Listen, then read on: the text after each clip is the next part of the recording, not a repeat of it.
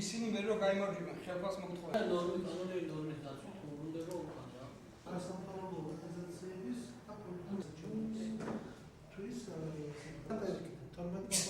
ხო, მესამეზე რომ არ იყოს აღნიშნული თანამდებობა ვინმეს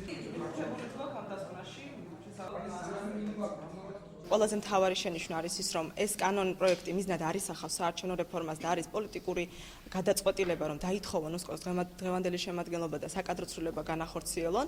სწორედ ამიტომ ვთხოვთ მთავრობის თავმჯდომარეს, რომ არ მოაწეროს ხელი კანონს და დააბრუნოს შენიშვნებით და შემდეგ დაიწყოს უკვე მსჯელობა იმაზე, თუ როგორი უნდა იყოს საარჩევნო კომისიის შემადგენლობა. იმ შემთხვევაში, თუ კი მთავრობის თავმჯდომარე ხელს მოაწერს აღნიშნულ კანონ პროექტს და არ დააბრუნებს შენიშვნებით, ამ შემთხვევაში ჩვენი ინფორმაციით უსკოს შემადგენლობის წევრები აპირებენ გასაჩივრებას, არსებობს ამის მექანიზმი, არსებობს სასამართლო პრაქტიკა, რომელიც აღნიშნულ ამ ტიპის საკითხებზე არაკონსტიტუციურად ცნობს კანონს და შესაბამისად შესაძლებელია, რომ ეს კანონიც გაუქმდეს. უსკოს დაკომპლექტების წესის განსაზღვრა უნდა მომხდარიყო ერთიანი საარჩევნო რეფორმის ფარგლებში.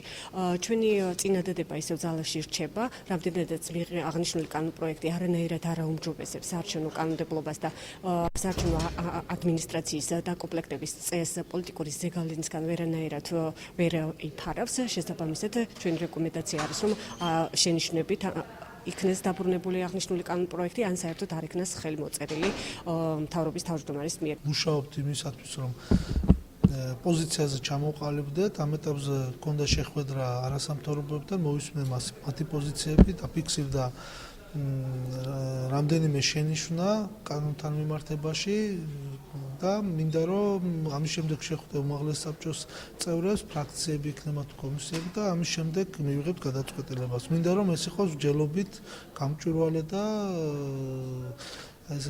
სამართლიანად მიღებული გადაწყვეტილება.